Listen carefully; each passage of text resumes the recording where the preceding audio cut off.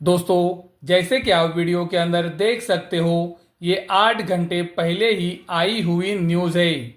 और ये न्यूज़ के अंदर ये क्लियरली बताया गया है कि यूक्रेन ने अमेरिका के अंदर बने मिसाइल से रशिया के ऊपर अटैक किया है। अगर आप रशिया और यूक्रेन वॉर को फॉलो करते हो तो आपको पता होगा, रशिया के प्रेसिडेंट पुतिन ने ये क्लियरली बताया था कि अगर यूक्रेन नाटो मेंबर्स के वेपन से उनके ऊपर अटैक करता है तो ये वॉर और एस्केलेट हो सकता है। और आप देख सकते हो, यूक्रेन ने नाटो के सबसे महत्वपूर्ण मेंबर अमेरिका और उनकी मिसाइल का इस्तेमाल करके रशिया के ऊपर अटैक किया है। तो ये क्लियर इंडिकेट कर रहा है कि ये वॉर अभी खत्म नहीं हुआ है, ये यहाँ से और चल सकता है। दोस्तों, मैं ये आपको इसीलिए बता रहा हूँ क्योंकि कुछ दिनों पहले ये न्यूज़ आई थी कि रशिया के प्रेसिडेंट पुतिन ये वॉर को ख़त्म करना चाहते हैं। और आप देख सकते हो, ये 8 घंटे पहले ही आई हुई न्यूज़ है जहां पर यूक्रेन ने अमेरिका के अंदर बनी मिसाइल से रशिया के ऊपर अटैक किया है। 2 दिन पहले ये जो न्यूज़ आई थी कि रशिया के प्रेसिडेंट पुतिन ये वॉर को ख़त्म करना चाहते हैं, क्या आपने ये आर्टिकल को पढ़ा है? ये आर्टिकल के अंदर ये बताया गया है कि रशिया के प्रेसिडेंट पुतिन की कुछ डिमांड्स है। और ये डिमांड्स में से कुछ महत्वपूर्ण डिमांड्स ये है कि रशिया ने जो यूक्रेन का पार्ट जीता है वो अभी रशिया का हो जाएगा। उसी तरह से अमेरिका और नाटो मेंबर्स यूक्रेन को मदद नहीं करेंगे।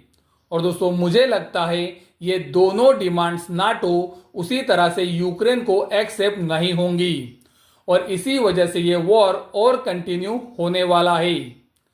अगर ये वॉर खत्म होता है तो गोल्ड सिल्वर की कीमतों के ऊपर एक खराब असर आ सकता है, यानी कि गोल्ड सिल्वर की कीमतें गिर सकती है। लेकिन ये वॉर जब तक चालू है, गोल्ड सिल्वर की कीमतों को मदद मिलती रहेगी। लेकिन दोस्तों, याद रखें, ये वॉर अभी 2 साल पुराना हो चुका है।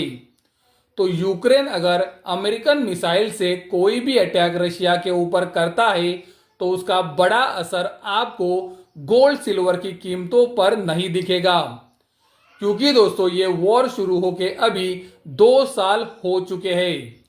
और जब वॉर शुरू होता है तभी मार्केट ये वॉर के क्या इम्पैक्ट हो सकते हैं ये पहले ही डिसाइड करके गोल्ड सिल्वर की कीमतों को ऊपर लाता है। जैसे कि आप वीडियो के अंदर देख सकते हो, रशिया और यूक्रेन का वॉर जिस दिन शुरू हुआ था उसके कुछ दिनों तक गोल्ड के अंदर तेजी रही थी, लेकिन ये तेजी को गोल्ड ने गिव अप कर दिया और आने वाले महीनों में गोल्ड के अंदर एक बड़ी गिरावट आई थी।